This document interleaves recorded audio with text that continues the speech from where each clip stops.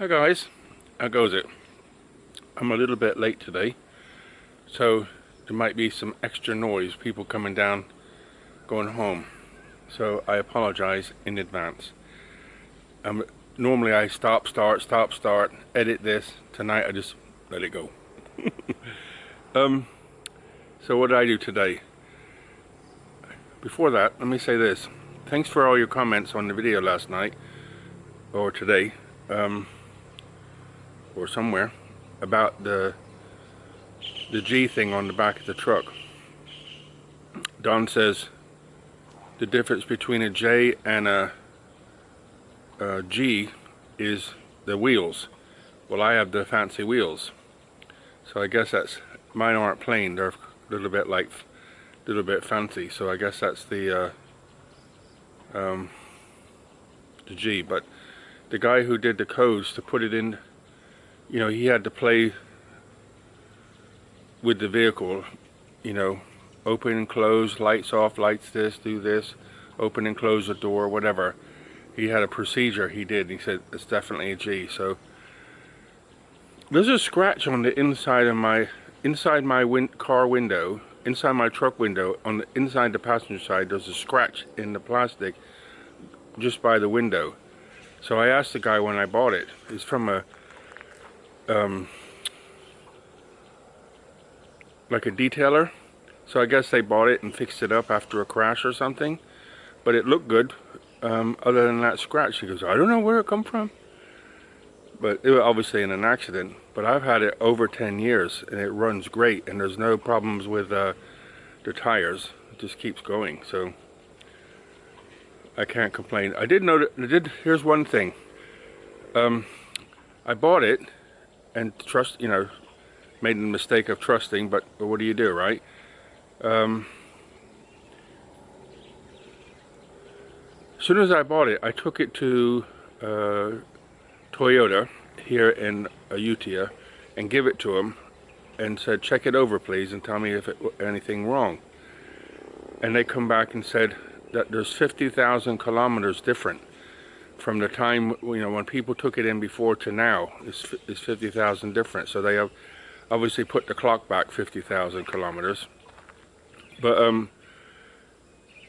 so it's right now, after 10 years, it's about 280,000 kilometers. So that's not a lot, and it's a diesel, so I'm not complaining, I'm happy. But you know, I believe this, right? That if somebody tries to cheat you, it'll come back somehow. And you know, we went to town today to get some dog food for Sugar from the pet shop. They have some Smart Heart with gravy. She likes that, so I think she still enjoys food, but you know, she's getting on now, so she's not enjoying it as much as she used to, and to try to get her to eat. So that Smart Heart with the gravy seems to, although expensive, she likes it. So I guess it has nutrition in it, better than, you know, a 20 baht from a corner shop or something. Anyway, we went to get that, and my point is, John paid for it, and the old guy who's in there, we know he's a really nice guy. We've known him since we've been going there, and John says they're related somehow, somewhere in family. She's related to that family. So she paid for it with a 1,000 baht note, and he gave her the change, 2 500s and a couple 100s and some coins. So Jan looked at it and said, you give me too much, 500 too much. So she gave it back to him, and his daughter, the one that's normally moody, smiled and said in a gentle voice, as Thais do, you know, there's a tone for conversations. Thank you very much for that, you know. But I said to Jan, you could have, you know, keeping it. I probably 18, 19, 20 years old, I would have probably kept it and think, aha, I got something. But in karma world, you know, they give it to you, but you're gonna, you know, somehow it's dishonest, and dishonest will find a way to equalize. It's just the rule. I don't know how it works, but Jan was happy she gave it back, and I guess they were too. So it's just the way things work. So, you know, 50,000 kilometers, 30,000 miles, something like that. Is that right? I don't want to figure it out, but I'm happy. So it's still running well. It looks good. I don't have any car payments. I got my tax on it because it's a 3 liter. So the tax on it per year is 3,300 baht, which is high because of but it's measured on the engine size, even though it's the age it is. But okay, like I said yesterday, you know, I'm not 100 pounds wet, and I can fit in that car easy, and I'm used to it. It's comfortable. The insurance guy phoned today and said my insurance is due out. I don't have to buy insurance for it. The way it works here is you can go, when you get your car inspected, you can buy Palabol, which is like third-party fire and theft. It's like 600 baht or something. I can't remember, maybe less than, something like that. I can't remember the price of that, but it's not expensive. So it's like third party, which basically means if you have an accident and it's your fault, that insurance will pay the other people. And but you don't get anything. But you, by law, you're supposed to have what they call Palabol. I tried to understand it from, like in the UK, you have third party fire and theft, and fully comprehensive, right? In the US, similar. But here, but I bought the extra insurance too, so if something happens to my car, I can, my truck, I can, I'll have some insurance. So that they want, the quote was 5,900 something, but because I pay cash, they give me 500 baht Big C voucher, so you can go buy food from Big C. And they give you 500 baht voucher for that. Do I need to buy it? No, but I've never claimed on it. I've been driving that truck for 10 years. Same insurance company. Every year I pay the money and never claim a penny. Never had an accident. So they say if you can drive in the Utia, you can drive anywhere in Thailand easy, because something different about drivers in the Utia. And if you've never driven here, when you come and drive, you'll understand what I'm talking about. It's not just me who says it, it's many people who say it. Crazy, huh? Last night I was listening to a guy talking. Is a physicist. He's a professor. What was his name? Tom Campbell, I think. Jan, I was watching part of another interview this morning about him. Jan came and she says, "Is that AI?" Sorry, is that AI? Because he's just like, he's got short white hair, pretty tidy, you know, cleaned, one of those little tiny, well, and a little mustache, white, and he sits like a statue. The only thing that moves is his lips, and he talks the same way. And Jan says, "Is that AI?" I said, he's 81-year-old physicist who's used to be a professor, wrote books about consciousness and what it is and so on. And I like it, you know, he's just matter of fact, just like, here's the information, do what you want with it. So I listened to him last night, and I'm not a professor of physics, but I've been studying this stuff since I was about 35. So what is that? 33 years ago. So he's been doing it a lot longer than me, and he's been studying physics. So, but he basically says the same thing I've learned. You know, Wayne Dyer, Deepak Chopra. I used to not like him so much, but just lately he studied the Vedas a lot, and Wayne Dyer studied the Tao, and so many people studying different belief systems And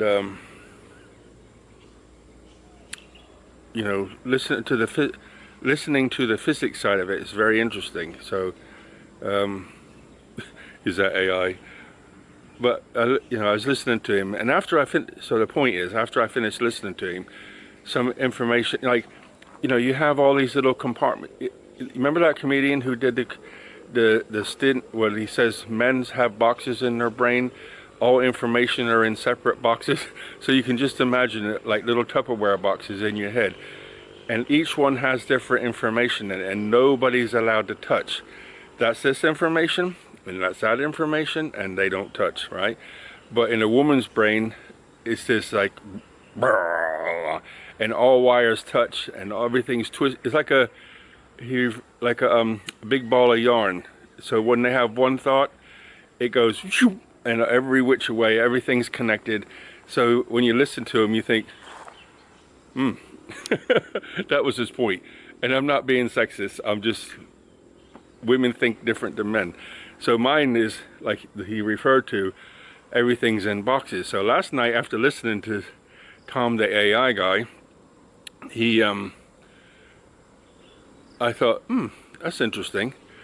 Because there's a thing called scalar waves, right? So in remote viewing, people sit on the planet Earth and they can look at things on Mars, and it's confirmed by satellite images or whatever, you know, years later or what, you know. But the information has to travel. Like two twins, one gets hurt and the other twin knows, and they could be 50 miles away or 80 kilometers away from each other, but somehow they know. So yes, they're connected, but how does that data go from one person, or information go from one person to another? And they say it travels faster than the speed of light. So Kevin's brain says, what is a scalar wave? This is months ago. What does a scalar wave look like? I feel somebody's behind me. So a scalar wave is, you know, like a whale sound, deep, would have like high amplitude, right? High pitches. So I'm not a sound guy, so I can't answer that well. But scalar waves are hardly anything. It's just like almost a straight line, right? So, but it travels faster than light, and so that's the way information in the spiritual realm would travel. And I say that loosely because it's not confirmed, right? Nobody can get a meter out and measure and say, okay, think now, and whoop, oh yeah, it's definitely a scalar wave. But in physics, they presume it is that, right? So I can hear people saying, what the hell's Kevin talking about? So my point is, I went to AI, Google AI, where you have to type. Sometimes I go to ChatGPT and talk to her, and I like her. She's the way she talks. She responds back the way I talk, just like matter of fact and relaxed and so on. So, but I was typing to Google, and Google kept coming up with this pseudoscience stuff. And don't ask me how I did this. I have no idea. Something in my head clicked. So I was arguing with Google, and every time I made a statement, it would come up pseudoscience, basically the same thing, long paragraph. So I thought, okay, listen. Oh, not gonna do it. Normally they go, something like that. So I'm back and forth with Google's AI. And I make a statement and it comes up pseudoscience, make a statement, pseudoscience, with all this other mess inside. But I've talked to them before, and I said, but you said this before, so come at it from another angle, right? You said this, and straight away it comes back, and it didn't say nothing, just give me a list of websites to look at. I'm like, dude, that's a cop-out. So I did it again. Came back from the other angle, and eventually by keep pressing them, they come up with a different storyline. And I wouldn't say agreed, but I would say entertain the idea that it could be right. So my thing is, I say I had an argument with AI and won. Because I pushed it off its perch by saying, you know, so, you just keep repeating the same thing. You're not open to interpretation. So I asked it, I said, are you limited in the way you're allowed to think and interpret? And it basically says it has guidelines. So, in the same way it refers to, when you hurt yourself, you go to a building, and if you broke a leg, they fix it for you. Well, that building, and that's that topic, if you talk about any of that to AI, it comes up like dogmatic, routine way to say. So I asked it a question. I said, oregano oil. I said, is that good or bad? And they said, good. So I kept asking more and more questions, and finally it said, it can help your health. But normally, you've probably seen this yourself, anything on the website that's allowed to be there for any length of time, you are only allowed to think in a certain way. So I was quite amused myself last night arguing with AI. So it basically said it's possible scalar waves. The point? No big point, but I enjoyed it.